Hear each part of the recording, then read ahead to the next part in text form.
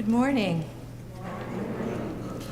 Welcome to the First Religious Society, Unitarian Universalist in Newburyport, Massachusetts. My name is Julie Parker Amory. I am the Director of Faith Formation and Spiritual Exploration. If you are joining us for the first time, welcome. We are glad you're here.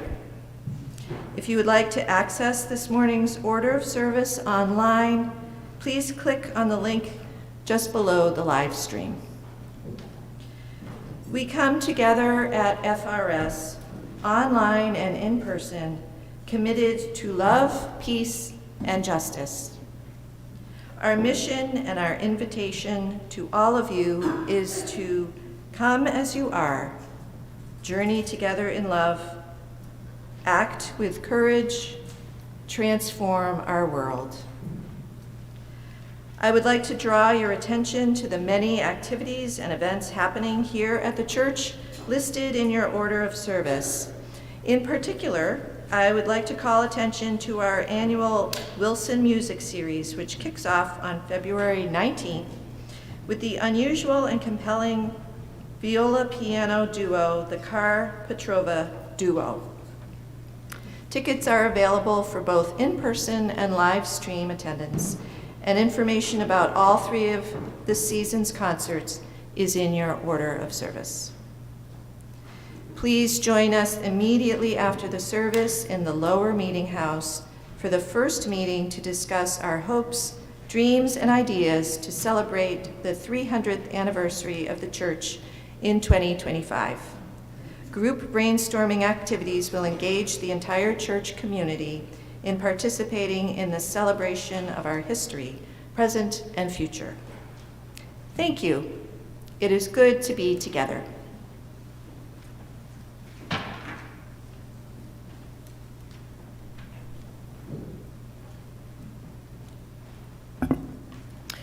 Our call to worship is the words of Howard Thurman. I know I cannot enter all you feel, nor bear with you the burden of your pain. I can but offer what my love does give, the strength of caring, the warmth of one who seeks to understand, the silent, storm-swept barrenness of so great a loss. This I do in quiet ways, that on your lonely path you may not walk alone. You are faithfully called to worship.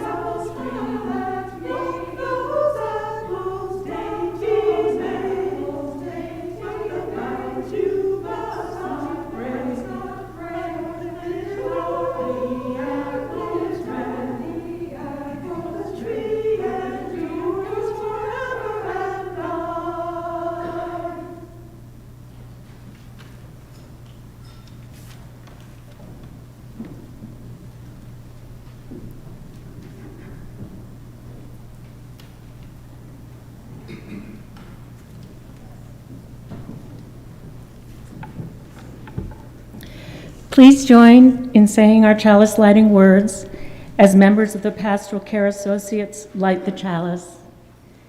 The words can be found in the online order of service. We gather this hour as people of faith with joys and sorrows, gifts and needs. We light this beacon of hope, sign of our quest for truth and meaning in celebration of the life we share together.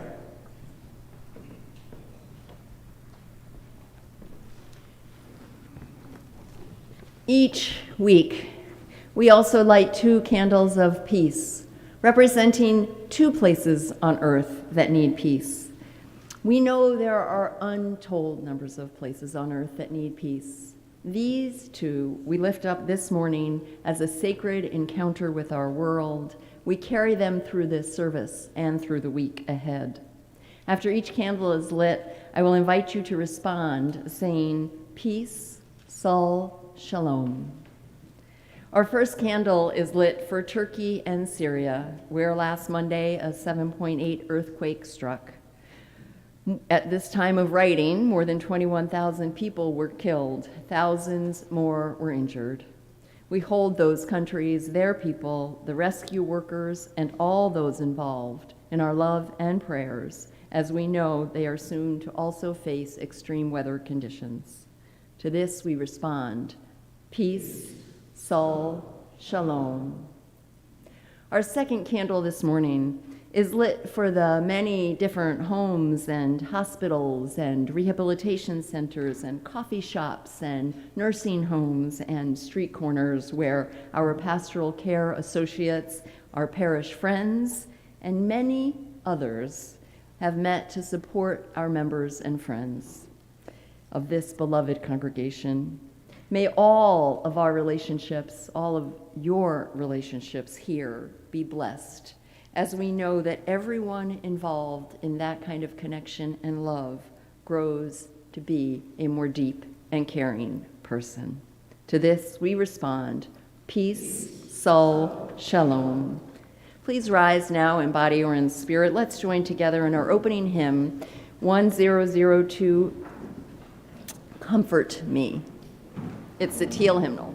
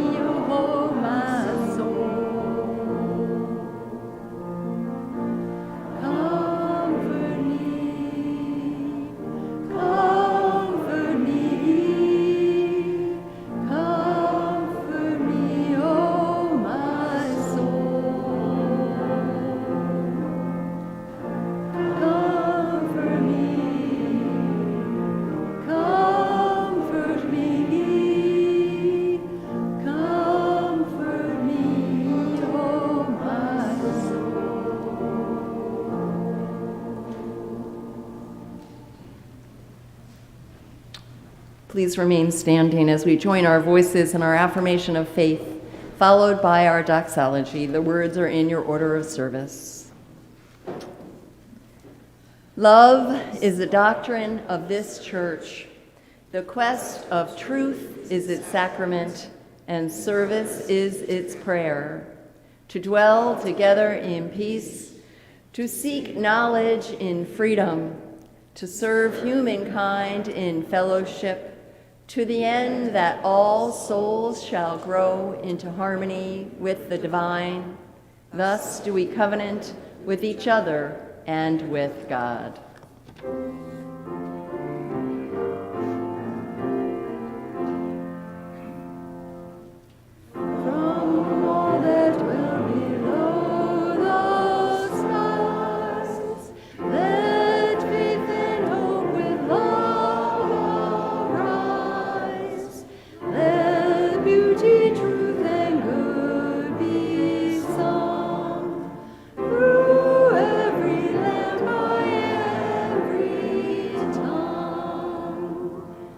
Please be seated. And let's join our voices together in hymn number 413. As you're seated, go now in peace, as our children now go down to Young Church.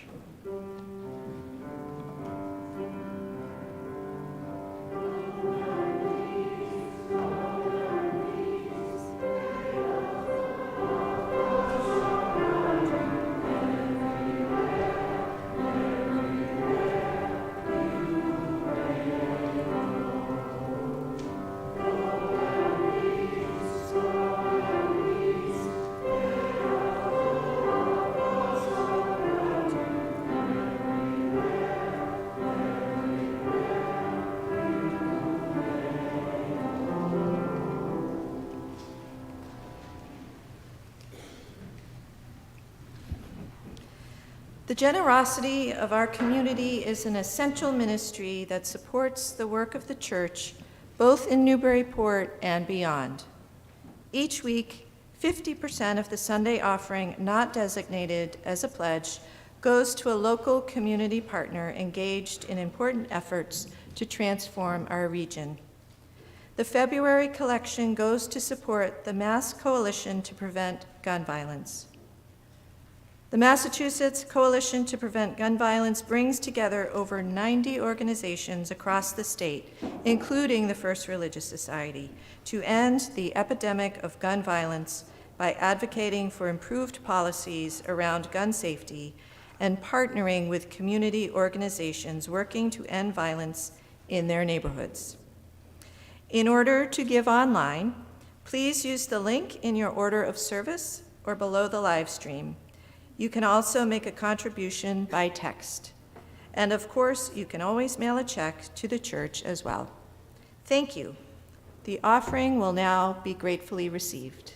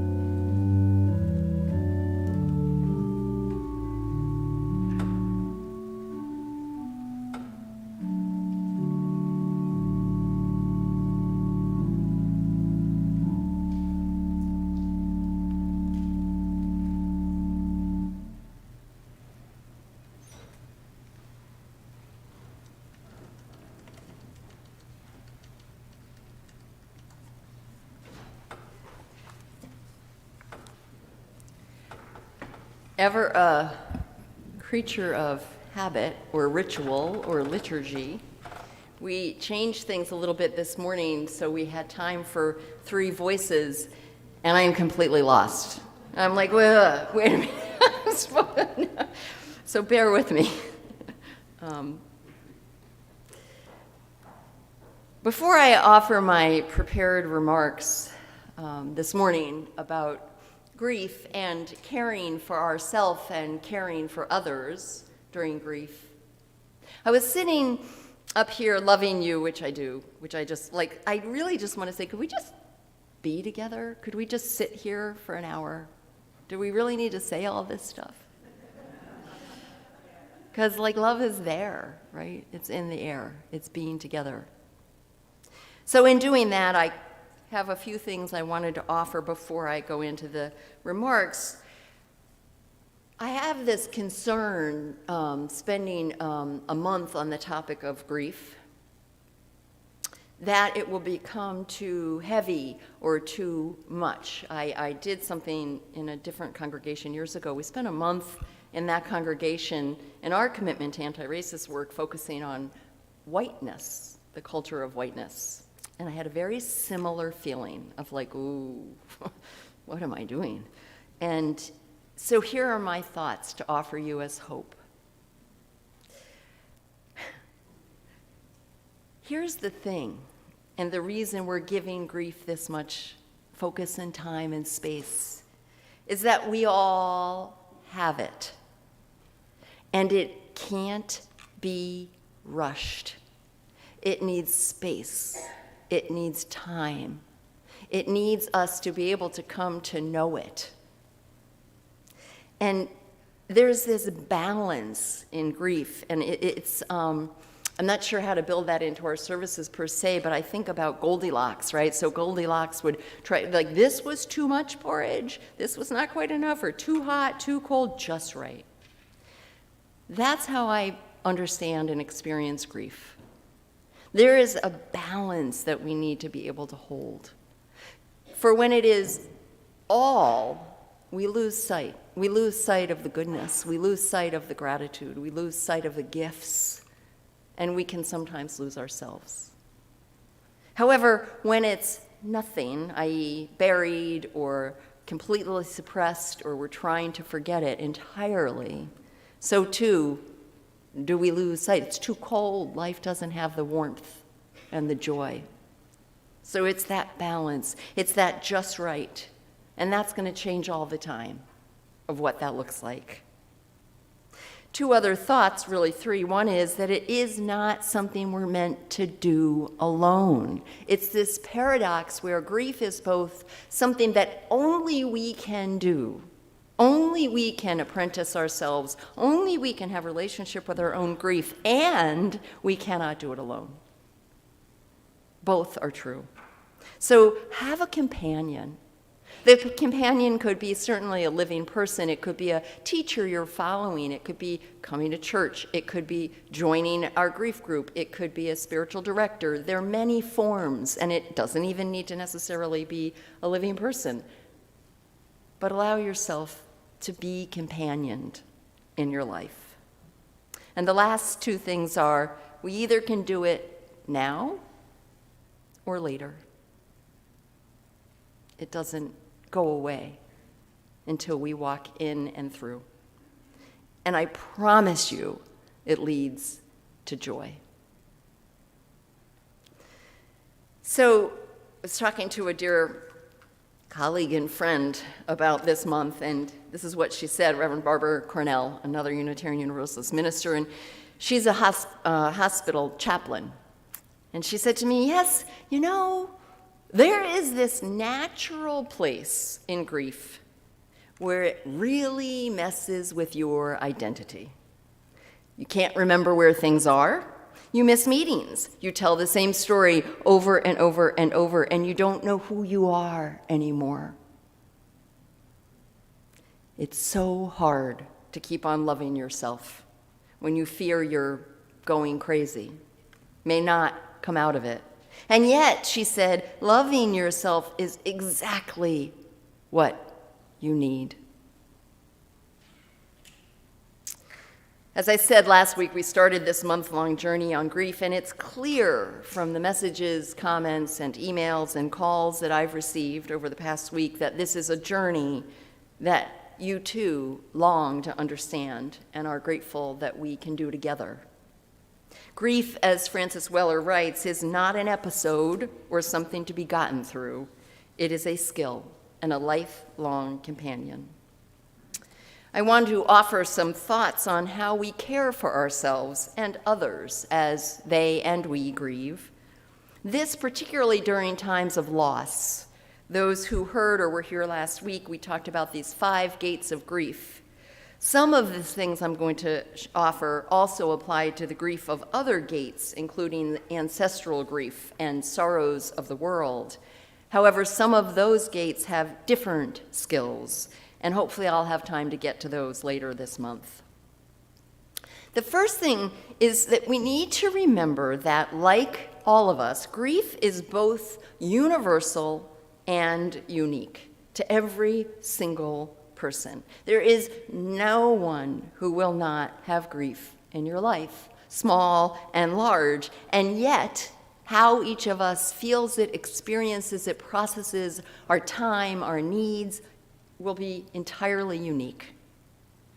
Everyone grieves, and everyone grieves in our own way, which leads to the first skill that I'm offering us, to care for yourself and others, and that is simply do not make assumptions. Do not assume that you know how you will grieve. Do not assume that because you grieved a certain way at one time in your life, you're going to grieve the same way this time. Do not assume that you know what another person needs, even if they're one of your closest relatives or friends. I have my best friend, very best friend, has recently been diagnosed with cancer, and what I'm learning is that as long and as well as I know her, what she needs today is different. So if I just approached our friendship as though I knew her and assumed I know what she needs, I was missing the mark.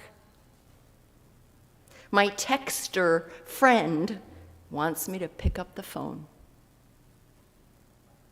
My friend who doesn't use emojis, we're sending pictures of kittens back and forth. Don't assume. And don't assume, as we all can do, that how we grieve or what we need is what another person needs or how they grieve. The second skill or approach I would offer all of us is during times of loss and grief, be selfish. Be incredibly selfish. First of all, people are going to give you latitude. And second of all, the veil is thinner during these times, and even for those of us who may find it difficult at times to do this or know what we exactly want, oh, you will in times of grief. And just say it. Yes, please come over, my friend said. Please come over and see me, absolutely, and I'm not cooking. Great, like, what? Yeah. She even surprised herself. Be selfish, and then let others do the same when they're grieving. Let them change their minds at the last minute. Let them tell you exactly what they want and need. Let them spend money. Give it all away. Whatever it is. If ever there's a time to be selfish, it is during these times. The third is to be open to surprises. Allow the unexpected. And I think I shared this last week. However, I'm amazed at 2 things people don't expect during times of great loss. One is the wonderfulness that also is present. I have had so many conversations of people saying, I'm living with this incredible loss, and I almost feel guilty, but there's this wonderfulness that's also there. Be open to that and the surprises, right? Where you're crying one moment and the next, this violet you see growing just moves you to tears. Or this puppy, like lopping down the street, sends you laughing and laughing. Perhaps you're an introvert and now you can't stand being alone, so you walk through the grocery store for hours on end. It's all okay. We will be more sentimental, emotional, and easily touched during these times. We'll also be more easily angered, more often grouchy, and frequently unkind in our thoughts, if not our actions. Again, a conversation I have again and again with people is, I feel so badly. I'm not nice, as they're living with dementia or something, a spouse. And I just look them in the eyes and say, of course you're not. Of course you lose your patience. How could it be otherwise? The fourth, and I have 5, so the fourth is, and I use this word, I tried to find another one, and I apologize, there's some inappropriateness to it, but please know what I'm saying, the intention of it. Please know you are not crazy. If you are talking to your loved ones who have died and hearing answers, as I shared in a memorial service not too long ago, perhaps talking to them better than you ever did when they were alive, you're not crazy. If you find yourself grieving over the death of someone that you actually didn't like, you're not crazy. Maybe when you think you're finally over things, which we're not going to say anymore, but right, and then it starts all over again. You're not doing anything wrong. Nothing. You may be drawn to religious traditions of your childhood. This is one that people often come to me with and say, I'm reciting the 23rd Psalm, or the Lord's Prayer, or whatever it may be, and it comforts me. And I say, keep on praying. Of course, you return to things that comfort you, and things that were not fully reconciled. There is no one way to grieve. The last I want to offer is give up planning. Many of us know you can't plan when loved ones are ill. We certainly don't plan a lot of the losses in our own life. A health diagnosis that takes you by surprise, a job loss, an accident. Grief plays havoc with time. Let it go. You're going to lose hours reminiscing and reliving things from long ago and wonder where the time went. You're going to make a plan to meet friends and then at the last minute change your mind. Or decide that you need to organize your house and then find yourself sort of reawakening 2 hours later wondering how you could just have been looking at the same photograph for all that time. Drop the planning. So all these things are true for all of us. It's true for ourselves, and if we can remember it, for those that we care about or work with or love who are grieving, right?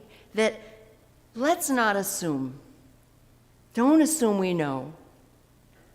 Let's be selfish and let others have that same privilege. Be open to surprises and the unexpected.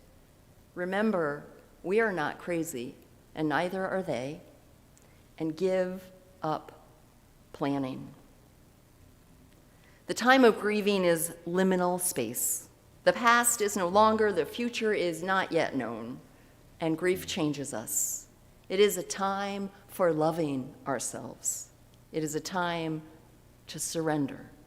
It is a time to trust. Amen.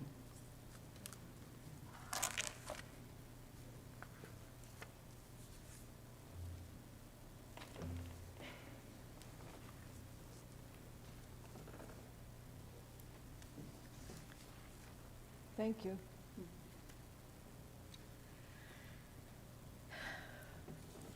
Many thanks to Reverend Rebecca for today's theme of Faces of Grief and sharing this Sunday with the Pastoral Care Associates.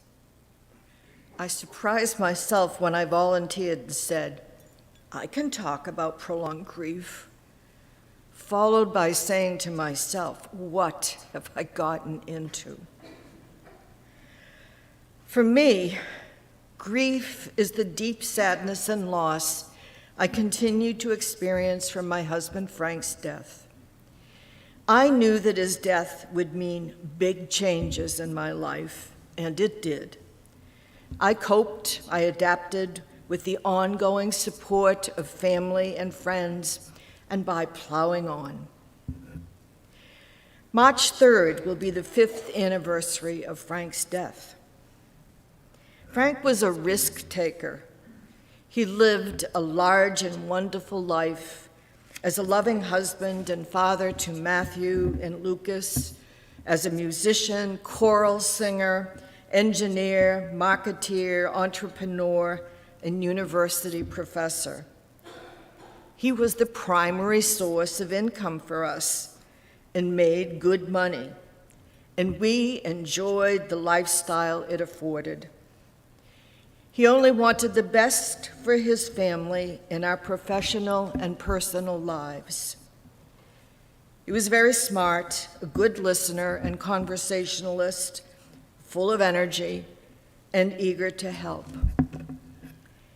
As a risk taker, he had to be his own boss and loved the creativity and thrill of initiating high-tech startup companies. A risky business with very high highs and very low lows. Consequently, in our later years, things didn't work out as we had planned financially. As the chief financial provider, his declining health over many years brought about a shift in that role as I became both the caregiver and the provider. The shift was not easy for him. Loss is not defined by time. It is a very loose space. Society expects us to move on, which is a very uncomfortable phrase for me. I have no idea what that means. Just as closure is indefinable to me. I am a happy and productive person, and I'm at peace with the work that I do.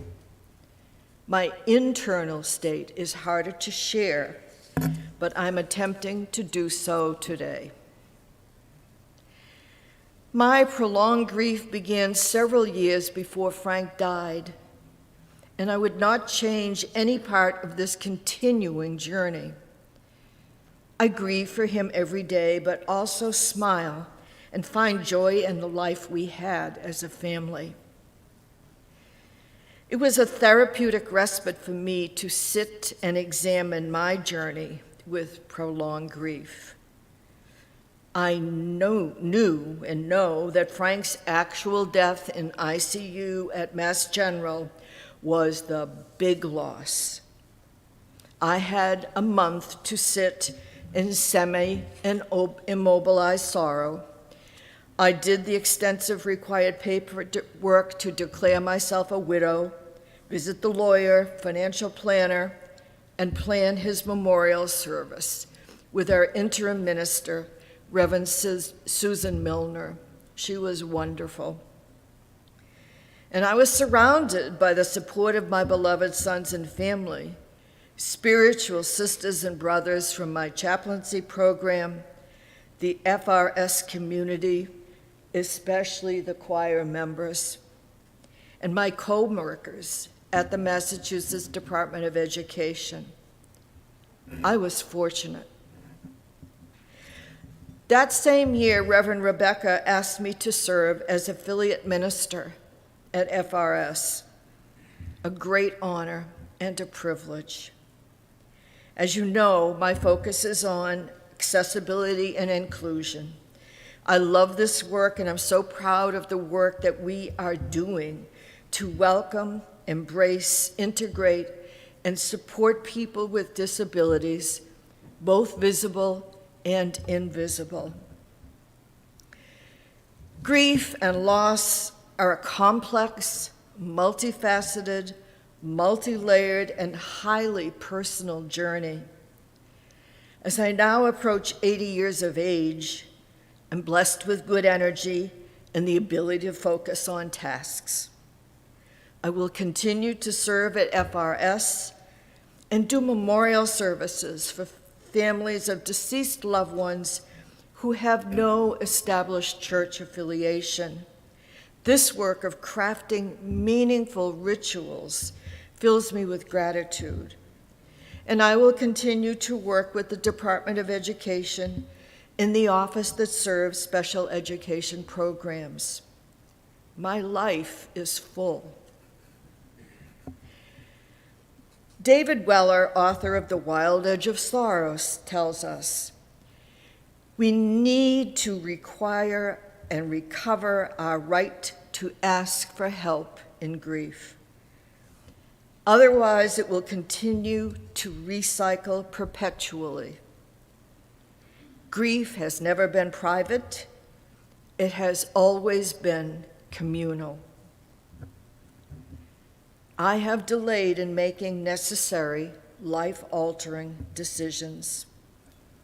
Downsizing keepsakes, mementos, photos, clothing, collectibles, and especially troves of books.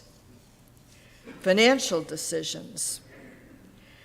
I know what I have to do, but I have been too busy to do it.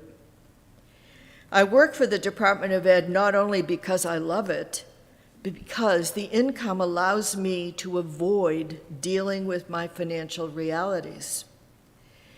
It allows me to maintain my lifestyle and immerse myself in work for others. Self-care. I'm good at caregiving, but not so good at self-care. This is my next step in my grieving process. Jack Kornfeld says it best, if your compassion does not include yourself, it is incomplete. While grief has no time limits, I cannot avoid my reality, and I'm hurting myself by delaying taking care of myself. My immediate need is to find a 2-bedroom apartment in the greater Newburyport area in the next few months. If you have any leads, let me know. Will downsizing, budgeting, moving put an end to my prolonged grief? Yes and no. Thank you for allowing me to share my journey of grief. And I conclude with a quote that always resonates with me when I use it in many of my memorial services. It's by Elizabeth Kubler-Ross and David Kessler, pioneers in hospice care. The reality is that you will grieve forever. You will not get over the loss of a loved one. You will learn to live with it. You will heal and will rebuild yourself around the loss you have suffered. You will be whole again, but you'll never be the same, nor should you be the same, nor would you want to.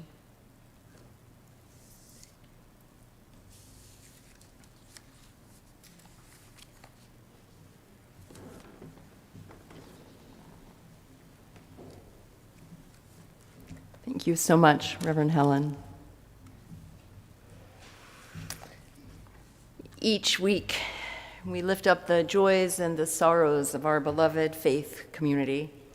This morning, Susan Ricker, our Pastoral Care Associate, will be lighting candles as I read what has been shared with me in advance.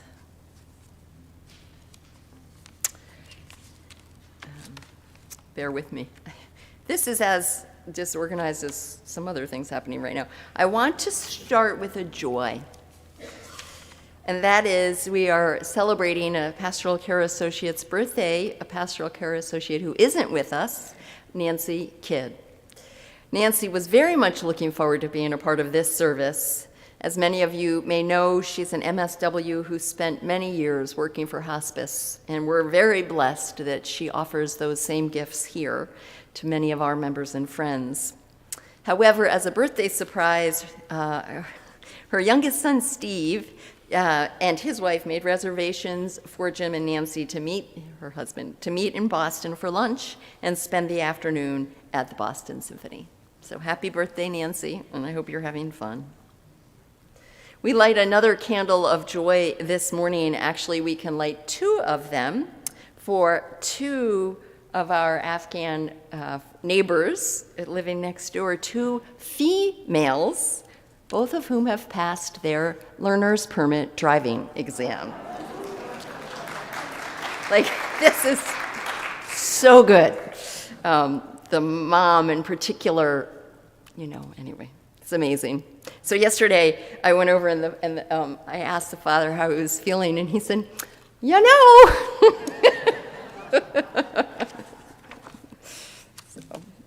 Okay. We also share a number of concerns.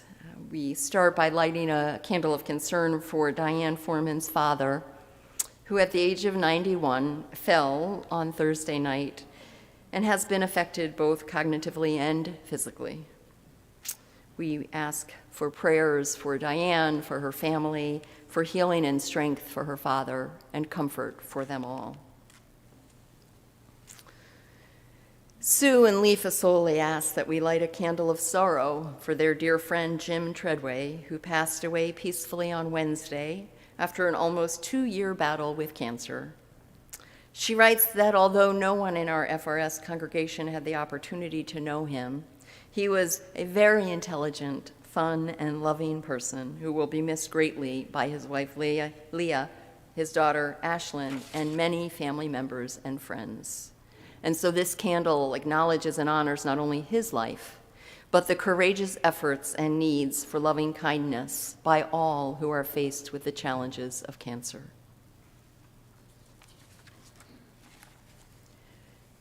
Jay McCarthy asks that we light a candle of love and concern in honor of his longtime and dear friend, Jack Engler. Jay and Jack met 57 years ago when they served in the Air Force together. Their friendship only deepened over the years. Jack has stage 4 esophageal cancer and is in a VA hospital in Buffalo, New York. So we offer our love and support and prayers. And I offer another one that may be a shock for some of you, so it's a pretty big one. We are lighting, and I will read. This is from Meryl Maleska Wilbur. These are her words. We light a candle of deep care for Meryl Maleska Wilbur, and she asks, and I quote, that you all hold her in the light and in your prayers. She entered hospice yesterday. She's been struggling with 2 serious pulmonary diseases, both unrelated to COVID. They have recently worsened and have caused her to go into right heart failure. There's no cure at this point, and we're simply looking for comfort. She also shares that her dear husband, Nathan, has developed a serious progressive form of dementia and will be entering a separate care facility very soon. Their beloved son, Liam, grew up in this church, and he has been astonishing in his loving care and devotion and pragmatic problem solving. I wonder where he gets that from. She asks that we don't have any calls or visits, but I or Diane will have soon a contact information for where cards can be sent. And she ends with, I love you all, my dear FRS family.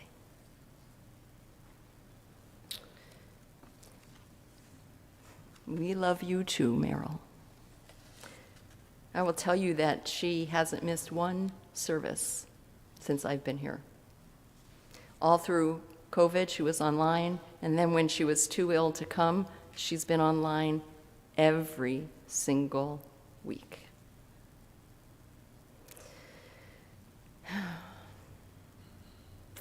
So let's move into a spirit of prayer and meditation. I wanted to introduce, as we're moving into this, it will be a time of silence, but I want to introduce a particular concept from Buddhism and a place. Some of you may know of this. It's called shunyata. It's often translated in English as emptiness or void. However, in Buddhism, shunyata is not a negative thing or a space, but it is the place out of which all creation comes.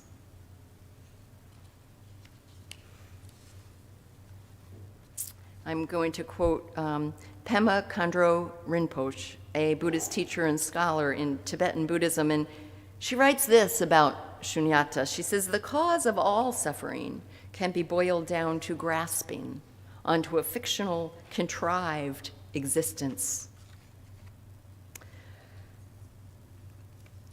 There really isn't a correlation in the English language, no single word or idea that can cover this ground, because you see, emptiness in English has negative connotations. Shunyata, again translated as voidness, open spaciousness, even boundlessness, is often explained in Buddhism in a very positive way.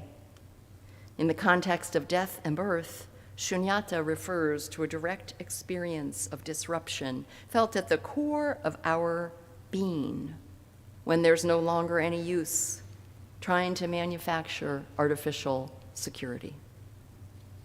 And there we find what holds us. Let us sit together now in that sacred place of emptiness, shunyata, creation, and love, together for 2 minutes.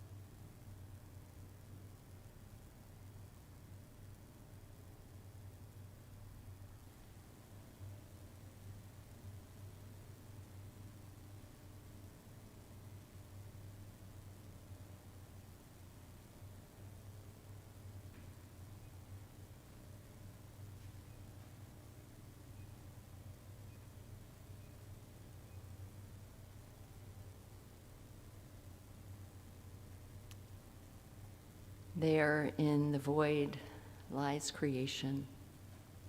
There in the void is the heart of all hearts, and is the knowing that we are held. May it be so.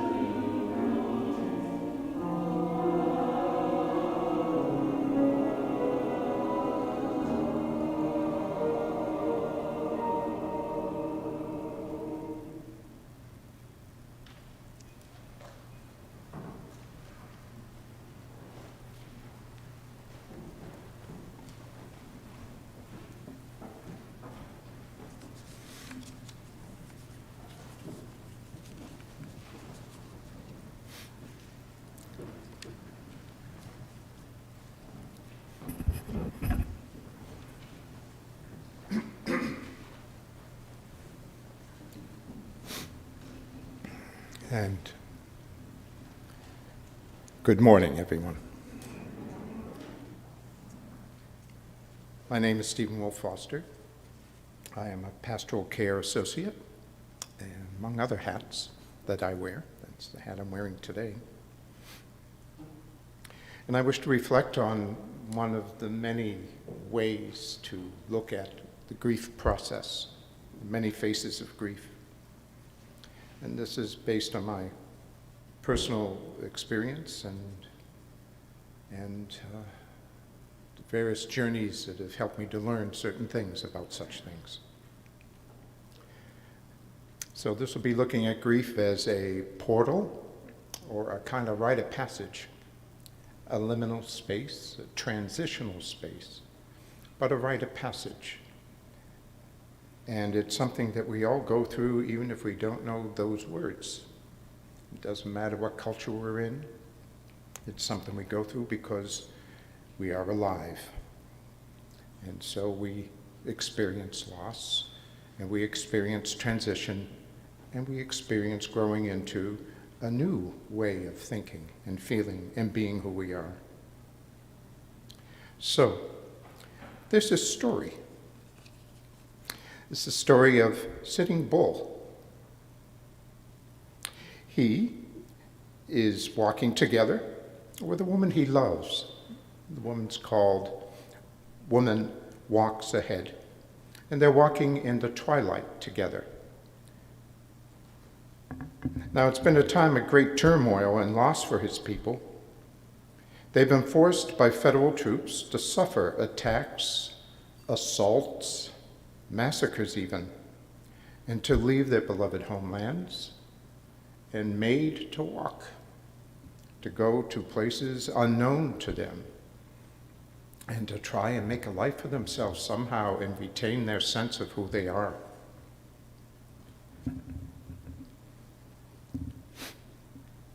He takes pause, they both take pause, and they're walking. And he says, as we make our way across the prairie or mountain or river, my grandfather told me to stop and to look and to remember where we have been. And so it is with people too. We can stop sometimes. We can look at them. We can remember. It's called Chen Toganaki. We pause and we hold in our heart this place, this moment of remembering.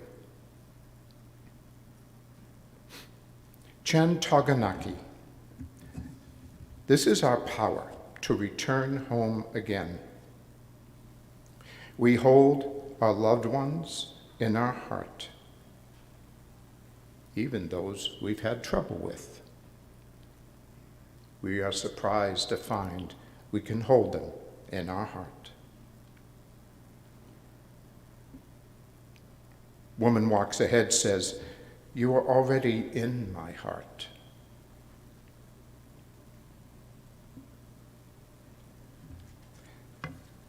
Now, as for my ownmost self, we will return to the story. As for my ownmost self, I understand that living in the midst of our life can be quite challenging. And it's a very challenging world. It's a challenging life. We're called to find our way through somehow, through a number of losses. From when we're born, as an infant, we have to find our way through losses. Just being born, whoops, we just lost something. And so it goes.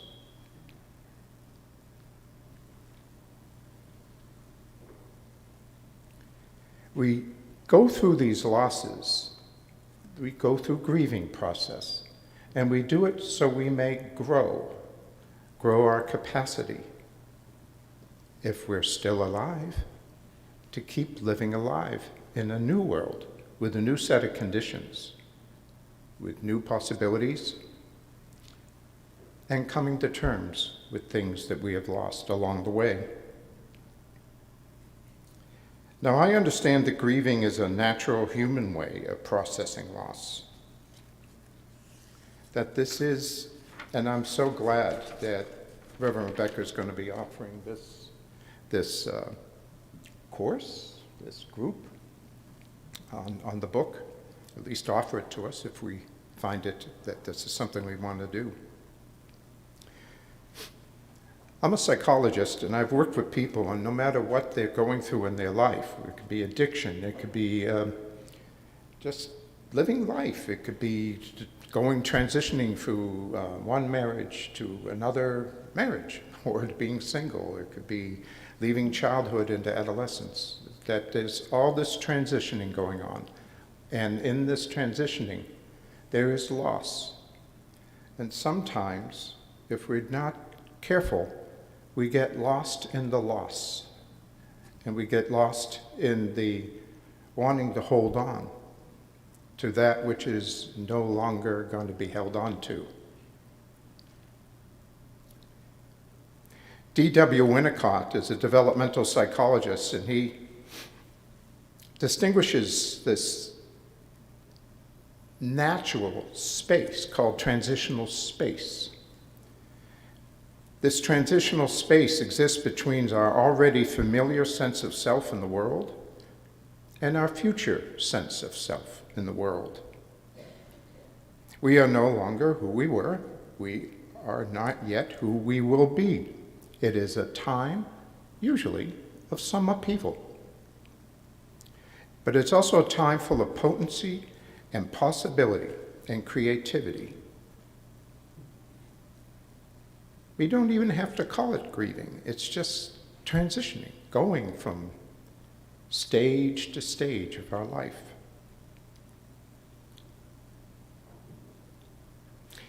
You can imagine how infants move from one stage through small steps to the next stage, being a child, to the next stage, being a young adolescent, to the next stage, being an older adolescent, to being an emerging adult.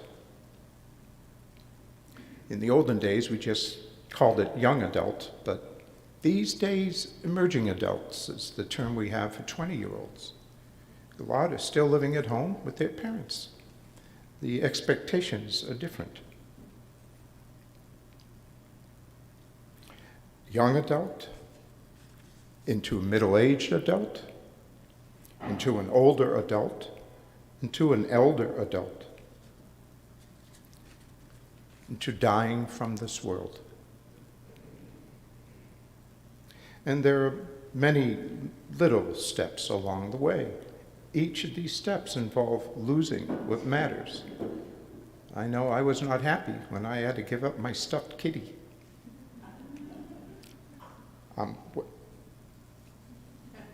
Fortunately now I have 3 cats to take its place. Friendships come and go. Needs become different. Intimate partnerships become different. As we grow and we develop capacity, we learn skills and how to be more intimate in a way that doesn't blow up the relationship. We change jobs, vocations, locations. We have physical changes in our life. Oh my goodness, lots of opportunity.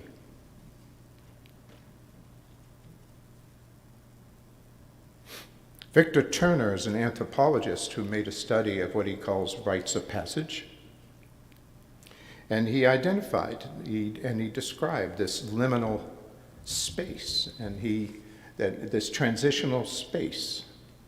And while he was describing a cultural phenomenon where people grow into maturity in a given tribe or culture,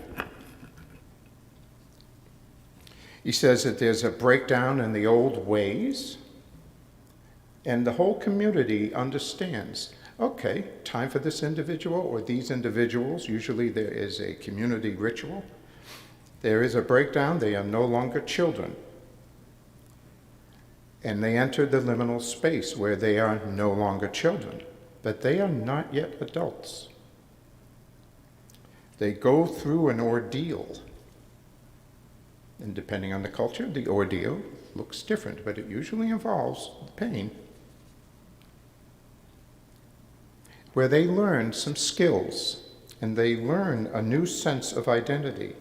They gain some gifts, and the expectation is with the guidance of their elders, who guide them along their way, they come back to the community, to the family, to their own life, with new skills. And they are no longer seen as a child. And it has to be sort of like that in a grief process when you've lost a loved one, or a marriage, or a job, or a cat. That there's an expectation that things are a little different now. And for some people, depending on the context and the situation, that can be quite hard.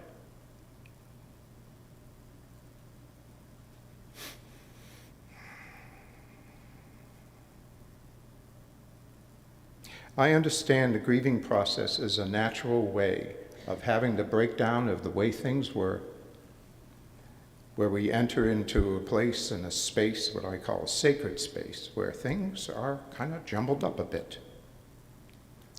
And we get to hold on to what we can hold on to. And we get to move on as we are able.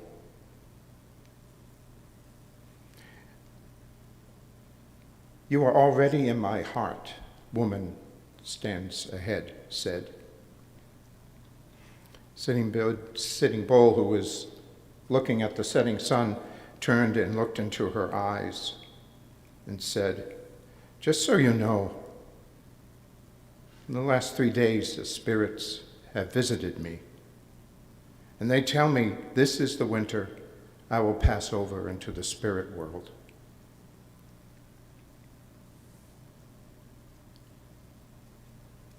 And he did. Within a couple of days, he was killed. Now, I used to think that passing over into heaven was reserved for when we die. But now my understanding has grown. I believe we may pass into this world of spirit whenever we take pause and we remember. We enter into this heartful place. We remember what matters to us. We remember appreciating who on earth we truly are.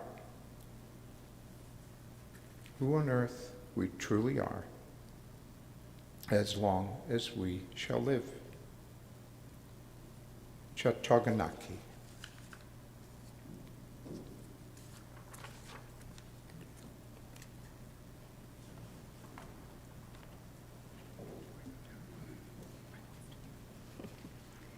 Thank you, Stephen Wolf.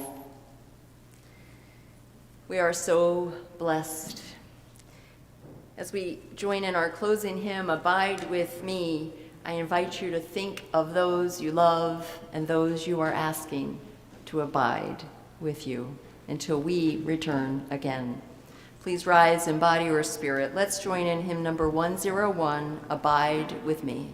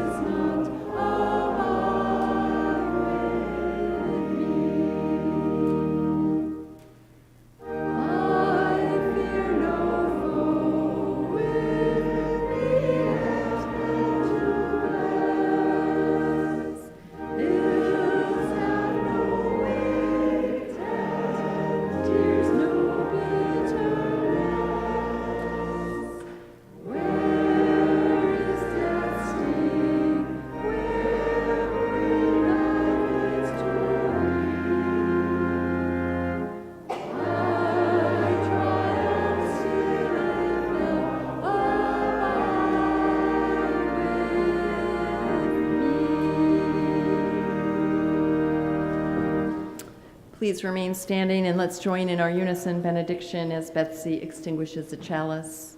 The words are in your order of service. May the love which overcomes all differences, which heals all wounds, which puts to flight all fears, which reconciles all who are separated, be in us and among us now and always. My friends, again, we invite you to join our 300th anniversary planning and ideas after this downstairs. I know you'll join me in thanking Reverend Helen and Stephen Wolf in sharing their hearts and their experience.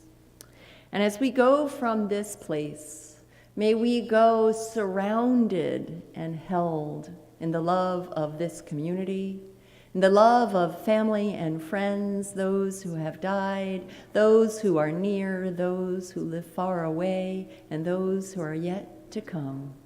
May we go holding on to all that is our life. Go in peace, my friends. Return again in great joy. Amen, and blessed be.